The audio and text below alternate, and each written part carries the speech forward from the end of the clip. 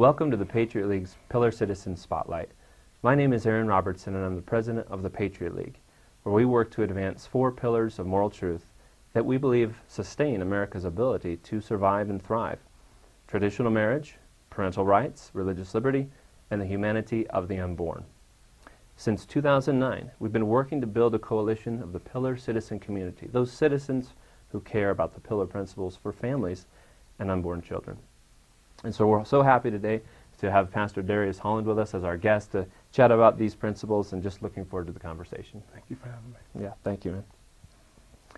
Pastor Holland serves as the pastor at True Life Church in Thornton, Colorado, and he believes very strongly in the Pillar principles. And so we've invited him to the spotlight today just to hear his perspective and get his thoughts as a religious leader on the principles. His remarks are not intended to be an official statement of True Life Church or its affiliates, but reflect his sincerely held personal and religious beliefs. And I will introduce this little one to you all shortly. But first, Pastor Holland, we'd like to start off with, what is your primary motivation for believing in and defending these Pillar principles? I think the main thing is that we have an opportunity to inform our community. I think most of the times when we are looking at what we believe and how we believe, we tend not to think about how that actually plays out in the things that we do every day. And so my biggest heart was being able to inform others as to what it is that God has to say about this, and then in turn, how does that inform your actions?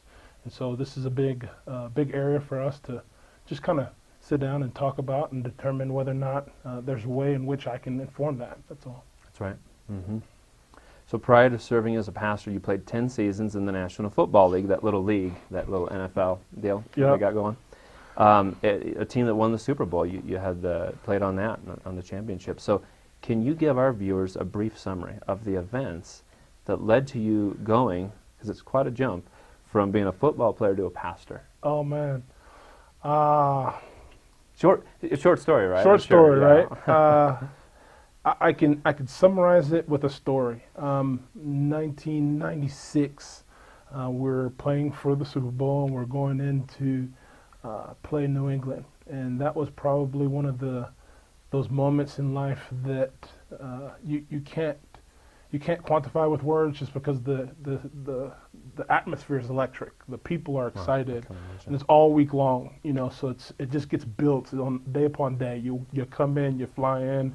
Everybody from the president to, your janitor from high school is watching, everything that you're doing, and they're sending you a note and saying, "Hey man, good luck," and things like that. I think that was one of those moments in my life that I thought, okay, now I've made it. Right after the game, we just won the game. It's the biggest moment. We've won the Super Bowl. I'm getting congratulated from everyone. And I went into my room, sat down. My family was there. I took a moment to myself and started to cry.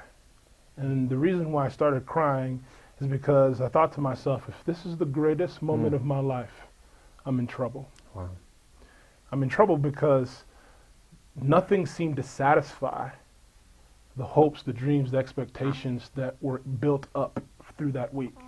And if that didn't satisfy that ache in my heart, then I knew this was not the answer. And so it took some bumps and some bruising, some brokenness, for me to finally come to the determination that I needed to submit to something. And that's how I did. And I'm the all-in kind of person. And so when I made that determination to serve Christ, shortly thereafter, I decided, you know what, I'm going to go all in. And literally, it went from just serving to then now they were saying, "Hey, why don't you be a pastor?" And I'm thinking to myself, that's a bad idea. But it happened, and that's pretty much how I got here. Wow. And I'm sure folks could check you out in other venues or other resources where you should probably share more of your story. Sure. But that's the short version, right? Short version. Thank you for that. In 1776, Pastor Holland, the American founders wrote in the Declaration of Independence, "We hold these truths to be self-evident, that all men are created equal, and that they are endowed by their Creator with certain inalienable rights, that among these are life end quote. So with this in mind, sir, what are you observing in society that's feeding the mindset that disregards the dignity of human life? And here we have a beautiful baby here that's demonstrating this for us, the preciousness of young life. But what do you see that's undermining this dignity of life? I would go to even that declaration, and you would see that there were 56 men of means, financial means, that wrote their names on that document. 56 wealthy, white men who wrote their name on that document. Now you got to understand, when they put their name on that document, it meant that they were going to be traitors to the crown. And the subsequent result would be they could be murdered, they could be killed, they could be, ostracized, they could lose all their wealth, they could lose, and many of them did. Many of them on that document we know nothing about other than that they lost everything. That's right. Okay, so here's where I then start to realize, I think the mindset of those individuals were, I will give everything for the cause of freedom. Now we have people who are giving away everything and letting their freedoms be stolen. And so here we have a mindset where instead of being enslaved in the sense of taxes, color, or anything else, we're now being enslaved in our minds and our hearts and our belief system. That's right. And so what happens now is that we're people that don't even know that we have the right to think and believe different than what the popular voice might say. That's very good. That's very good. Is there anything that you're seeing as a part of that that's assaulting the dignity of life, even as it relates to Absolutely. I mean, it's literally a very simple parlay from a mindset to then realizing that if I don't care about my freedoms, if I don't care about my life, people are now saying, what's the point? What's the point of life? Right? Is what you're saying. And so now you're seeing people who are young kids, some who are not even old enough to really understand what life really looks like, Right. making decisions to say, well, my life's not worth it, I'm going to end it.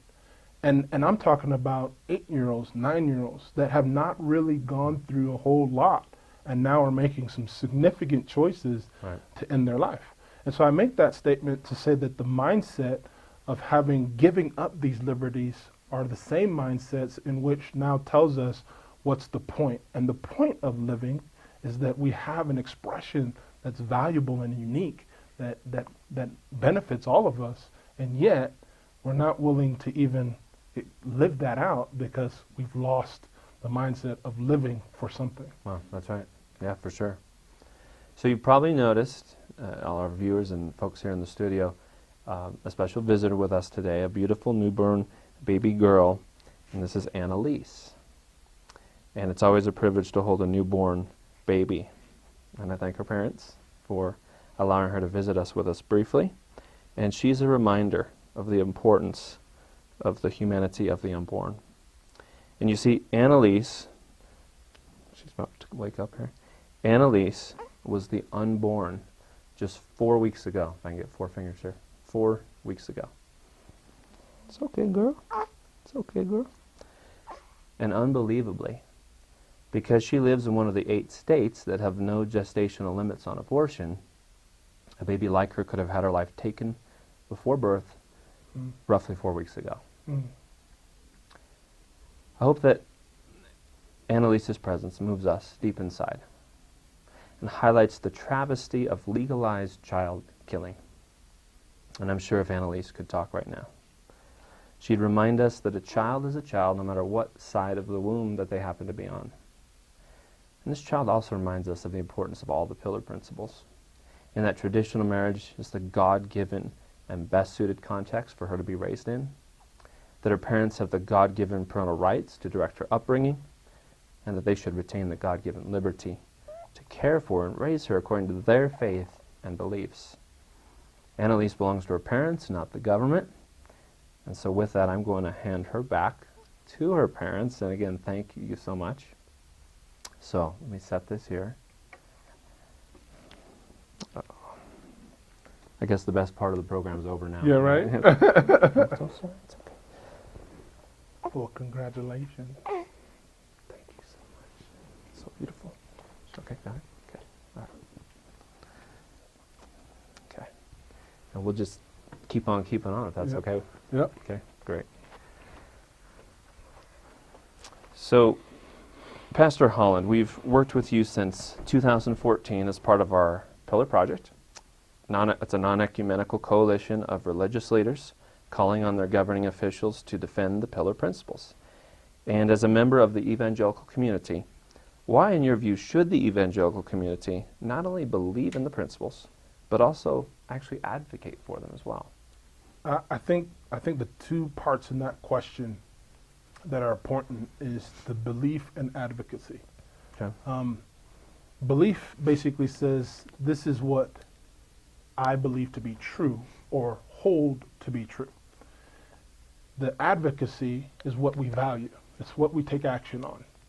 And I think in our case, when we're looking at our belief systems, mores, values within our own community, we have to consider whether or not we are truly living out what we believe. Quick illustration.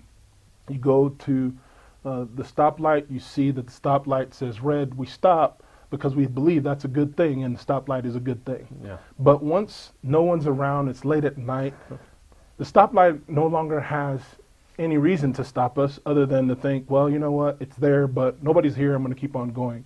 Well, that tells us we value something else, and we value our time. And so therefore, what we tend to do is we say we believe this is a right and good thing, but then our values don't add up to it. And so the advocacy part is you're saying, hey, this is important enough in my life to say something about it in a public forum to which other people can then say, I'm taking in the full counsel of those who are speaking as to whether or not this is right and good in our community.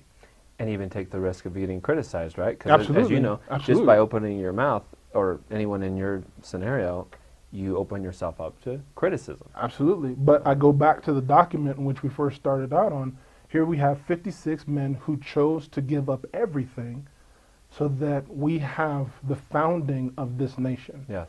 Well, shouldn't we have the same kind of courage in our people today to say, you know what, yes, I may not be liked by everyone, but I do need to make a statement that says this is not right. Yes, thank you for that, for sure. So, Pastor Holland, I'm sure that you believe your role as an evangelical Christian pastor is a spiritual calling. You already kind of made that clear. But do you believe the same can hold true for an evangelical athlete, or what about evangelicals who feel called to hold elected or public office for the purpose of defending and advancing the Pillar principles? You know, I think the short answer is, do I believe in it? Absolutely. I think the calling that we have on our life is not meant to be something, I think we use that word calling like, well, I put in for this job, and so therefore I was selected, and therefore I was called. Calling means I've been given a mandate from my God to do something. And so therefore, I do believe that you can be in several different roles and actually honor God in each and every one of them. And so when it comes to elected official, I believe you have even a greater responsibility to do just that. Okay. So, yes, an athlete could Absolutely. do that role. It's not just the pastor or people in those Absolutely. same scenarios. Yeah. Okay. What do you see in your work as a religious leader in that field, if you want to call it that, or that segment of society that motivates you to publicly advocate for the Pillar principles? There's got to be things that you and people like you are seeing that you're saying, this is concerning to me. What are those things?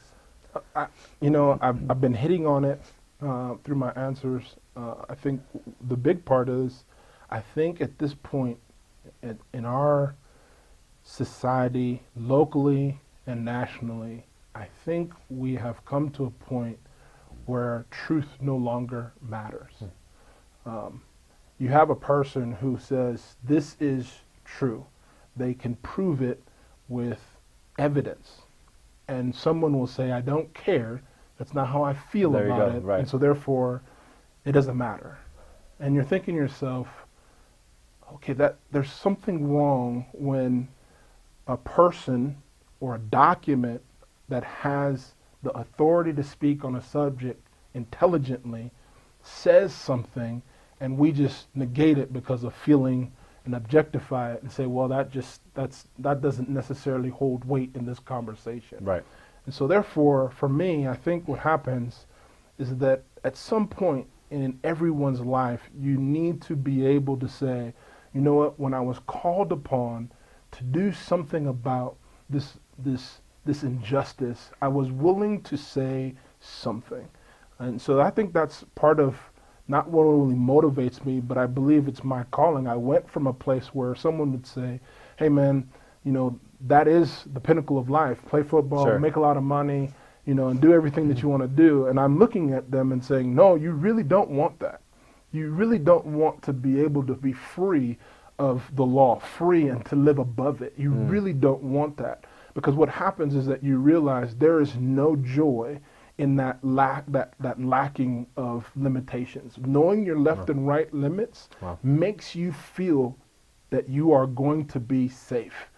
And not only that, it allows you to enjoy the fullness of living in between that left and right. And so when you start to live above it or below it, you start having a quality of life that's less than what it should be the normal human life. Exactly.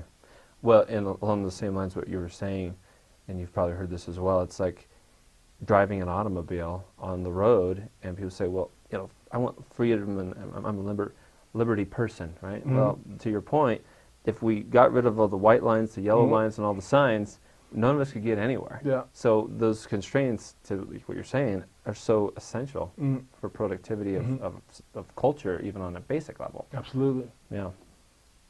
Okay. It's my understanding, Pastor Holland, that a person's gender is viewed by most within the evangelical community as a gift and a design of one's Creator. And so if this is the case, how should your community interact with individuals who struggle to recognize their gender as such, or who may be dealing with other similar issues? If I could rephrase your question, Sure. And I would say, how do you live with people that don't think, act, and believe like you do? Got it. I would say that if you can't do that, you could not live in society. I mean, go to high school, go to middle school, go play on a sports team.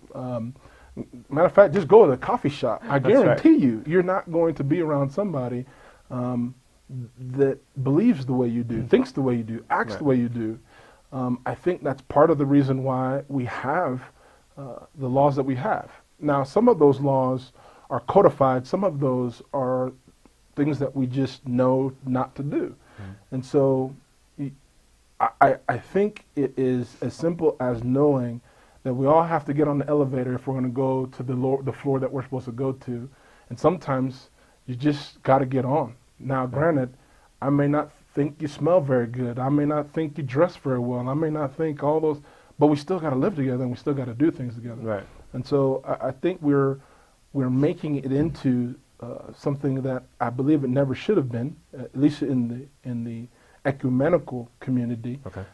I think we are to be able to live in the community but not be of it. And that is some of the error I think we've made it to be now, that the community has to look like us, and that's not what it says. Okay. Right.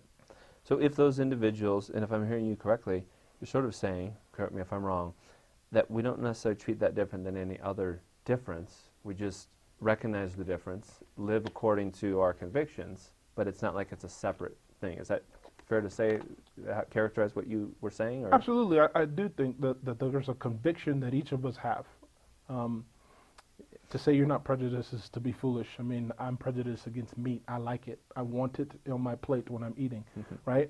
Well, in the same way, does it mean that if somebody else doesn't, that somehow I know that I don't like them? That's not true, right? I'm oversimplifying it, and I get it.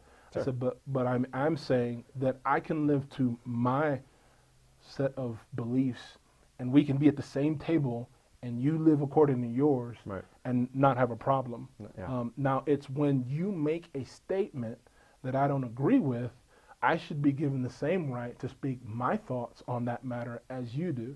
And it seems like to me today, if I make a statement that is not in agreement with what you have to say, all of a sudden, now we have a problem. Right. It's hate speech. And I'm like, well, wait a minute. You've said something that I don't agree with.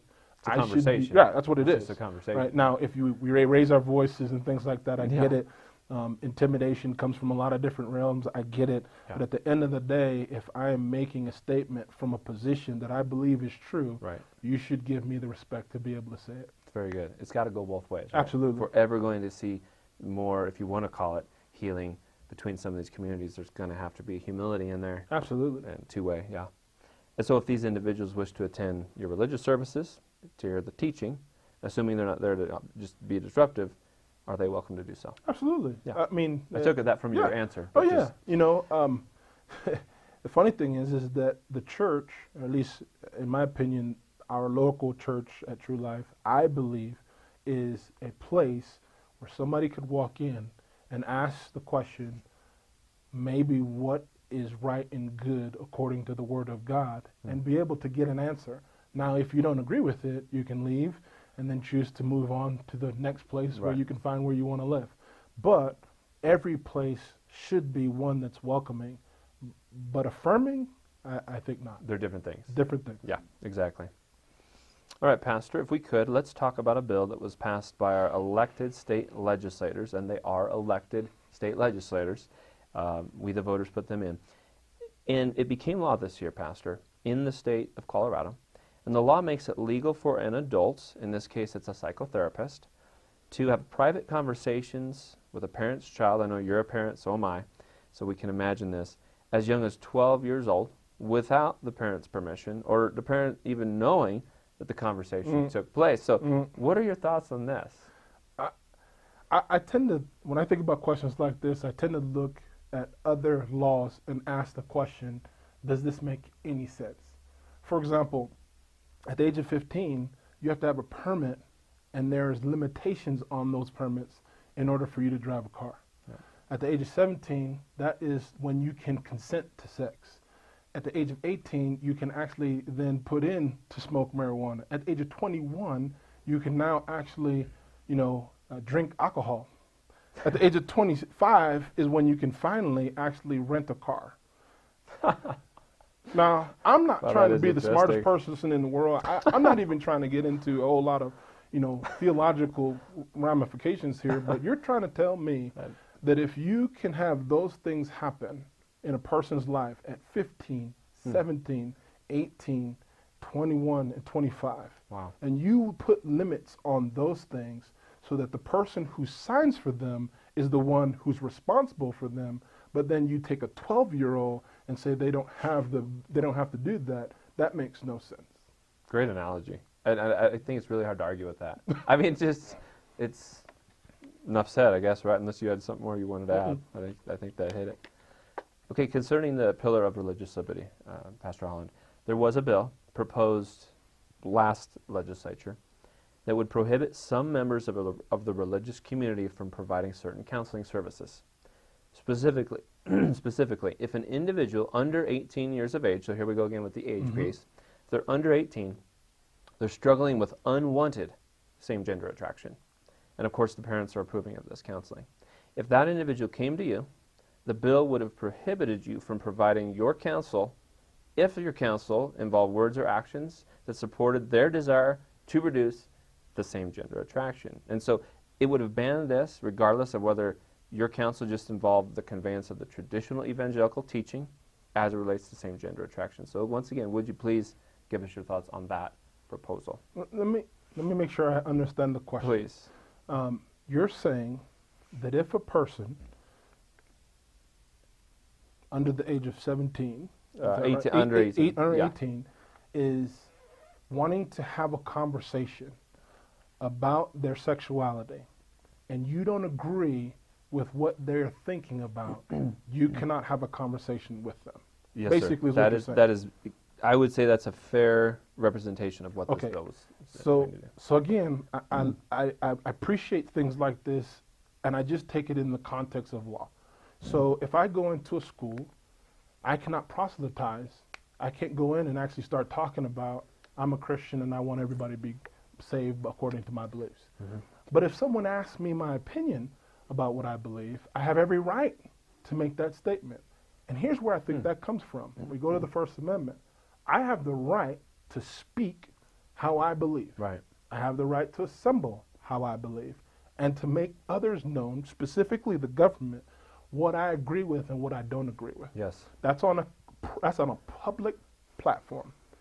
If the conversation is made private, where an individual who's asking a question comes to me because they believe I possess an understanding about what is right and good in the world, shouldn't they be able to ask me my opinion? Now, I can't enforce what they do with what I say. That's right. I'm not making them do anything. So it's a with what I say. conversation, It's really. a conversation Yeah. that allows me to speak what I believe. Yeah. And for you to say that a person who is as educated as myself or others like me, who have taken the time and invested themselves in trying to understand what is the higher ethic and morality of a community, Yes. and you're saying they can't talk to them, I would look at you and say, I think you're more afraid of truth than you are of what I might even say. Yeah, absolutely. And it gets back to what we were saying earlier. It really is. It's just a conversation. Yes. And we're trying to ban, or I should say these individuals are trying to ban certain types of conversations. Absolutely. That's not free speech. It's a violation of America's founding principles, if anything was. Absolutely. I think I'm going to the level of free speech because I think if we don't think about laws in context of where they could go, we inevitably could find ourselves where we're not able to speak, not Yes, sir. privately or Exactly. publicly, about the things that we believe and say. Exactly. And so we have to make sure we speak about us, the pillar citizen community, in whatever way we can, or we will lose that freedom. Amen. Yeah. So it seems that those who are working to undermine the pillar principles have most of the momentum in the culture right now. I think we could all see that, to put it mildly. Sir, how do we change that? Or should we just accept it?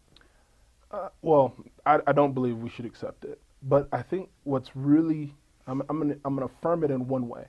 I think what's really neat is that 6% of our nation's population has been able to redefine what we consider marriage.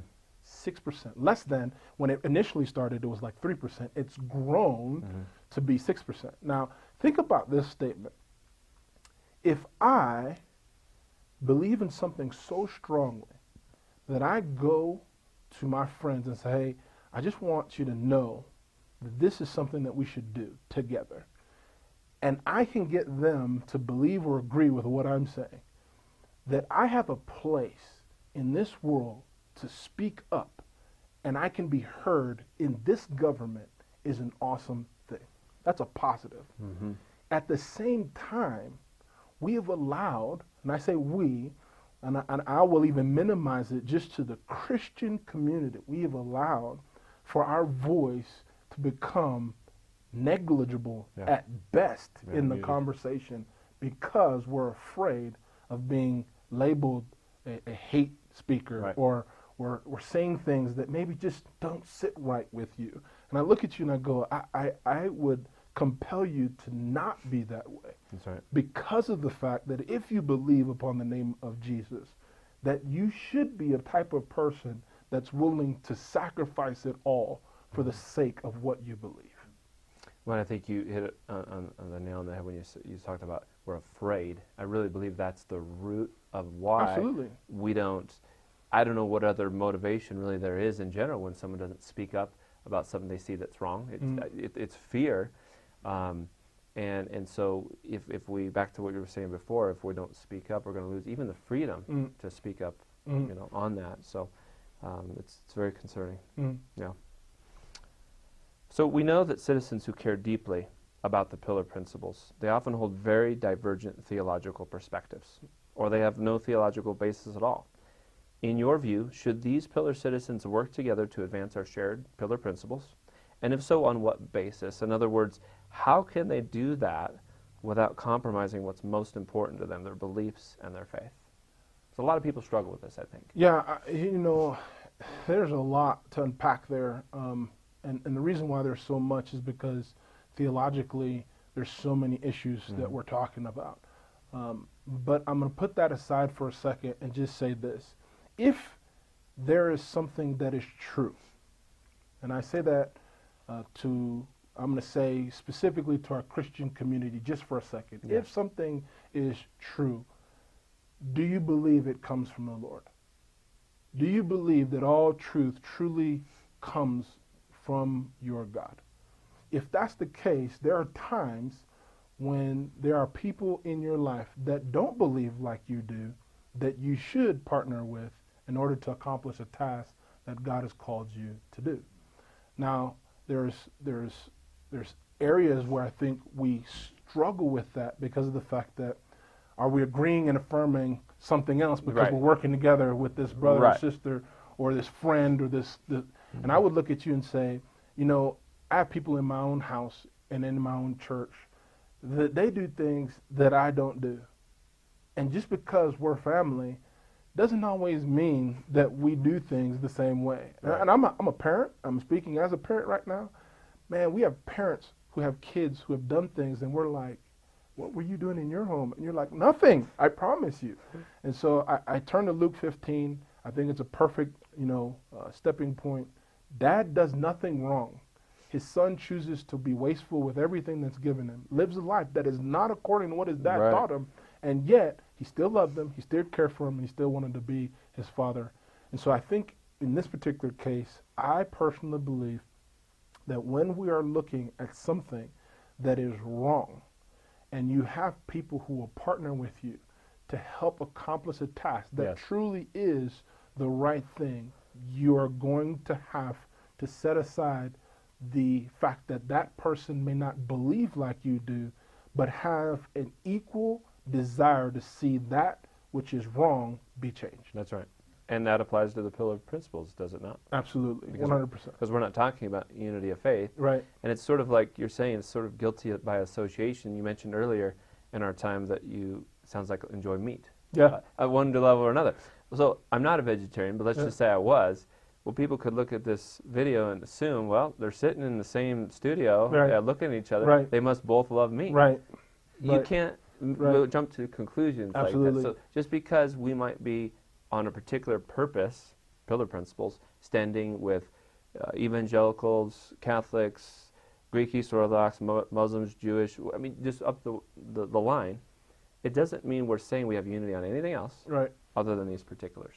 And I think that's when you're making statements of agreement, you spell that out, right? Yes. You make contracts with a car dealer, and we've all seen how that has gone bad, and we've seen that maybe that person wasn't truthful and upright kind of citizen Yeah. that would tell you the full truth, but yet you made a contract with them, right? You made a contract with them because in order for you to get around to do your job, in order for you to do your life, you've had to make some concessions with your money, with whatever. And I would just say that I think sometimes we fail to realize that we do it all the time, but because of guilt by association, because of we're just wanting not to be perceived a certain way, Yeah. we've become a person or people who've chosen to say, you know what, I don't want to be perceived in that way, so I will acquiesce to whatever's popular, and therefore now something that could have been as innocuous as me just hanging out with somebody has That's become right. something completely different. Exactly. And I would just encourage the Pillar Citizen community to, we can't be afraid of working with people that we disagree with on other important areas. We just can't do that. Frankly, there may have been a day long ago where it may have not have been as essential for us to work together for these principles. But the time has come in, if you want to call it secularized America, that if we don't work together, we're not going to be successful. We have to. And let's be realistic about the law as well. Our state representatives, senators and whatnot, and federal officials, they have an obligation to represent their entire constituency. So if I'm a member, let's just say, of the Jewish community, I'm a follower of Judaism, they could take my considerations or my priorities into account, but they can't do that to the exclusion of yours. I mean, if they're doing their job, they're representing everybody. So I just want to encourage people, because that's really a big part of what we're doing, Pastor, is the belief that we can come together in solidarity on these foundational moral principles. I think you even have an historical precedence for it. I mean, if you look at the Greco-Roman history, we see that in Roman history, the Jews had the permission to be outside of the Roman belief system. Okay. They had That's a that good religio licita to be free, to believe and still be a citizen of that community. And yet at times they were called to work together for different reasons. And in our history, we know there was times when they were called upon by the governing authority to help, and then vice versa to accomplish a task that was needed to be done. Now, granted, we know the most famous that ended up in an issue of Christ being killed, but ultimately there were times when they had to work together in order to accomplish things. So I think it goes both ways. Yeah, excellent point with the history of that. I never thought of the connection there, but yeah, I mean, they would conquer a people, and the Roman Empire, I think as a general rule, would leave those people sort of intact as long as they paid that tribute. That's right. You know, then everyone's happy to a point. So excellent point on that. So as we wrap up, what would be your final thoughts for us as it relates to the pillar principles? Man, final thought. I've been Wrap it all up. I think, without being too preachy, I would say this. I think we should not allow for fear to dictate what we are to do. And I'll say it in the sense of, if you have a faith, the faith is the other side of the coin. And so fear tends to tell you what not to do. Faith tells you what God has called you to do. And when you operate out of fear, what you believe literally becomes innate. It becomes the very trap in which was set just for you to keep you silent. And I think in our case, we have to be a type of people that are willing to say, this is what we believe, and we're willing to act on it in such a way that you now, as a fellow citizen, have to ask the question, is this true? And so I would say, you can't operate according to fear. You have to operate according to faith if you're going to be a person that's going to benefit our community as a whole. Yes. Pastor Holland, thank you so much for sharing your perspective on these matters and giving us a whole lot to think about. Amen. Yeah, I appreciate it very much. I'm Aaron Robertson with the Patriot League, and I'm inviting you to join the Pillar Citizen community at pillarcitizen.com. You can also help by subscribing to our YouTube channel, joining us on Facebook, and inviting your friends, or making a financial contribution.